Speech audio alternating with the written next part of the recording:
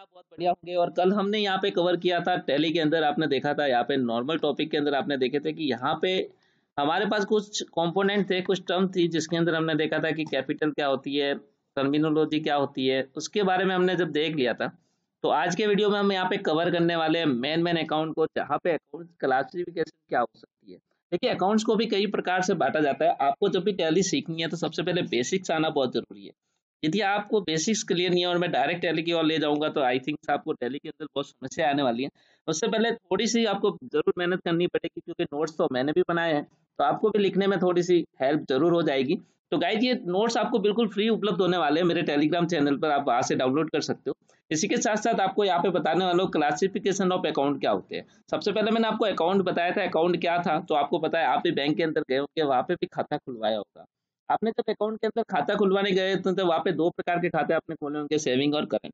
हम यहाँ पे बात करते हैं अकाउंट्स की, लेकिन यहाँ पे कुछ और तरीके से अकाउंट्स देखने वाले हैं, जिसमें अकाउंट का मतलब होता है हिंदी में खाता। अब देखो, एक नॉर्मल से खाते के अंदर क्या होता है, तो हम जो भी फाइनेंशियल ट्रांजेक्शन करते हैं इस मार्केट के अंदर, या आप पूरे दिन के अंदर जो भी ट्रांजेक्शन करते हो, चाहे लेन देन से रिलेटेड हो या फाइनेंशियल ट्रांजेक्शन हो, तो उन सभी को यहाँ पे क्या किया जाता है, रिकॉर्ड किया जाता है। और वही रिकॉर्ड कहाँ किया जाता है, बुक्स ऑफ अकाउंट में रिकॉर्ड किया जाता है। यही क्या होता है, अपना अकाउंट्स होता है। इसके लिए मैंने आपके हिंदी में नोट्स बना रखे हैं, आपको बिल्कुल भी समस्या नहीं आने वाली। यदि फिर भी आपको इनकेस यदि प्रॉब्लम रहती है तो आप मेरे कमेंट सेक्शन के अंदर कमेंट कर सकते हो।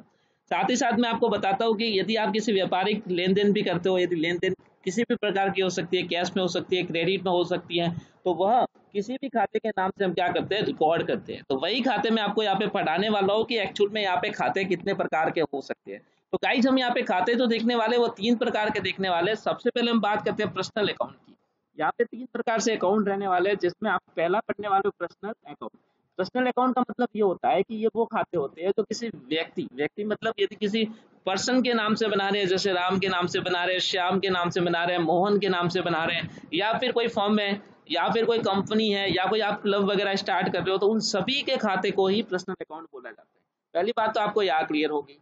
जैसे मान लो आप यहाँ पे एबीसी लिमिटेड नाम से कोई कंपनी खोल रहे हो, तो ये आपका क्या है, पर्सनल अकाउंट है। आप अपनी अकाउंट के नाम से फर्म रजिस्टर कर रहे हो। इसी के साथ साथ आगे बढ़ते हैं रियल अकाउंट की तरफ। पहला अकाउंट मैंने आपको यहाँ पे क्लियर करवाया, पर्सनल अकाउंट क्या होता है। उसी के साथ साथ बात करते हैं रियल अकाउंट के अंदर। तो रियल अकाउंट के अंदर मैं आपको बात करूँ तो आपके पास जितनी भी संपत्ति है, संपत्ति में क्या हो सकता है, तो संपत्ति में देखिए बिल्डिंग्स हो सकती है, मशीन हो सकती है, आपके पास फर्नीचर हो सकता है, कैश हो सकता है, और स्टॉक भी हो सकता है।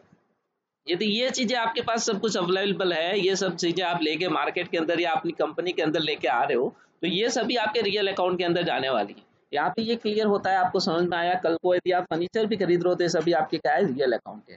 बात करते हैं नॉमिनल अकाउंट की। देखो, नॉमिनल का नाम सुनते ही आपके दिमाग में एक चीज जरूर आनी चाहिए कि नॉमिनल का मतलब क्या होता है, खर्चा।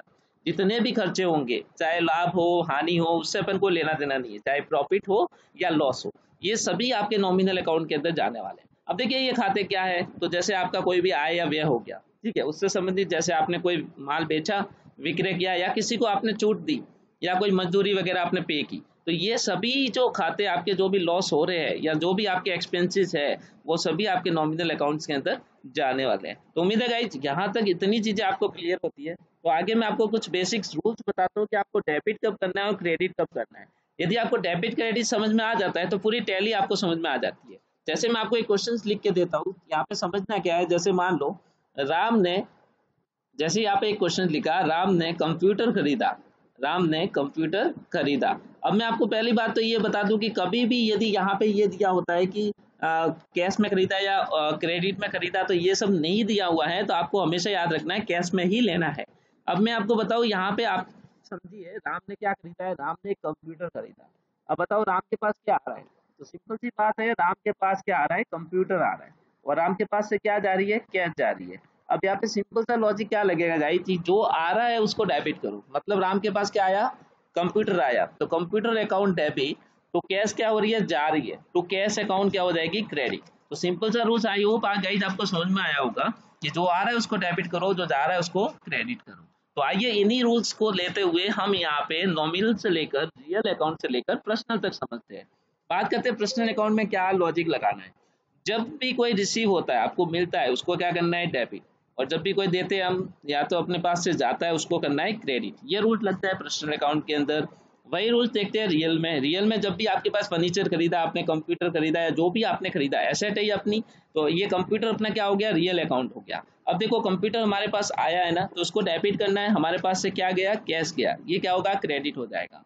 उसी की तरह नॉमिनल में क्या होते हैं कि जितने भी खर्चे होते हैं, जैसे मान लो आपने सैलरी दी, आपने क्या कर दिया, रेंट दे दिया, ये सभी आपके खर्चे हो गए। अब खर्चे तो हो गए, लेकिन किस प्रकार का अकाउंट है, ये नॉमिनल अकाउंट है। कौन सा गाइस है ये, नॉमिनल अकाउंट है। अब देखो नॉमिनल अकाउंट के साथ साथ मैंने आपको बताया था जितने भी खर्चे होते हैं वो सभी क्या होते हैं, डेबिट होते हैं। तो उनको आसानी से आपको क्या करना है, डेबिट, और जो भी जा रहा है वो क्या होगा, क्रेडिट। उम्मीद है गाइस यहाँ तक आपको क्लियर हुआ होगा कि यहाँ पे आपको क्या करना था। तो आगे चलते हैं। खातों का कुछ व्यवहार होते हैं, यानी कि खातों को निम्न भागों में अपन यहाँ पे बांट सकते हैं।